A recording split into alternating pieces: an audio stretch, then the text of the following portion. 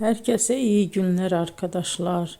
Bugün sizler için sevilen oyuncularımız Can Yaman ve Demet Özdemir'den çok romantik fotolarını sizler için hazırladık. Onlar Erkenci Kuş dizisinde başrolları paylaşmış ve sevgili olmuştular. Ve dizi bittikte yollarını ayırdılar. Can Yaman İtalya'ya gitmiş. Orada yeni dizide rol almış arkadaşlar. Biz de sizler için onların en romantik karelerini hazırladık.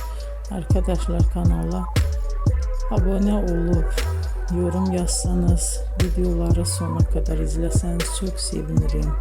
Hoşça kalın. Bizden bu kadar arkadaşlar.